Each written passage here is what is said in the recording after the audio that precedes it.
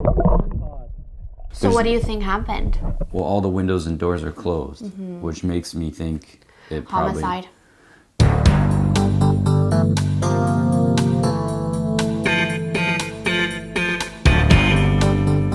A few weeks ago, I was showing a client a condo for sale in that building. And when it came time to look off the balcony, you're not gonna believe what we found. Dude, you can see the mirrors. So I went back with my drone, and it's definitely a car.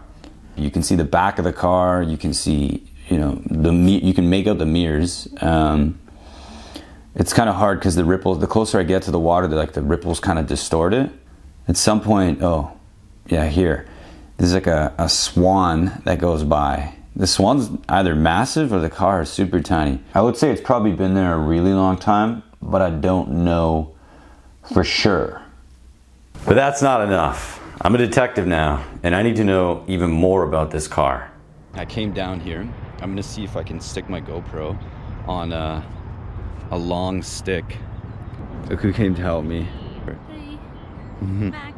You don't want to lose it. Lose the GoPro. Just dive in there with your wetsuit and grab it after.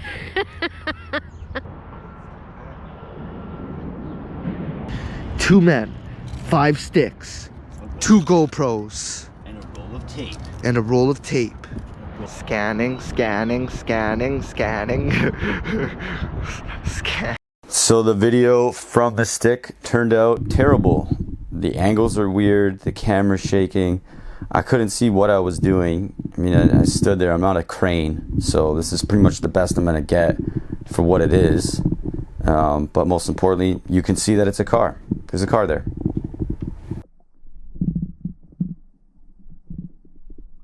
But we're back, and this time we brought the Seahawk 3.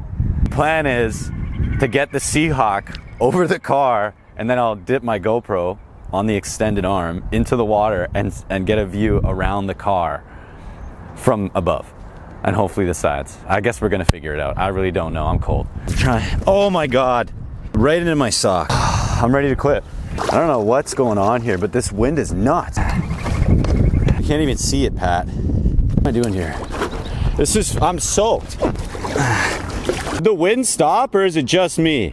No, it's just me. No, this would have been a lot easier if you came in the fucking boat. I need a minute. Cut that shit. I need a fucking minute here. All right, so I'm a lot happier at these shots. They turned out way better. He got a parking ticket. Wow. You park for 10 years and you get 1 ticket. I park for 15 minutes and get 44 tickets. Who's the ticket guy? Does he slap him left? Anyways, what kind of car do you guys think it is?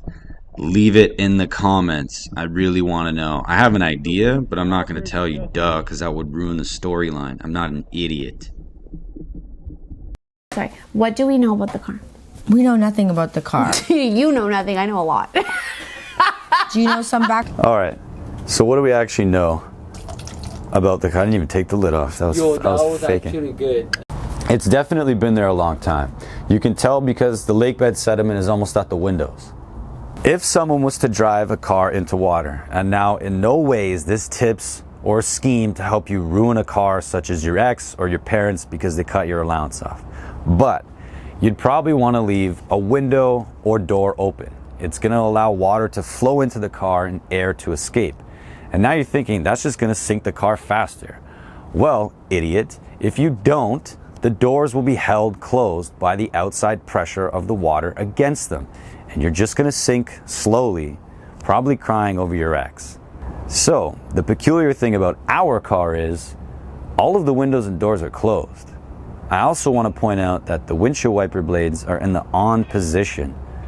Like they're right up on the windshield. So did this guy lose control in a snowy night, or was it rainy and he lost track of the road? I don't know. So why didn't anyone else see the car?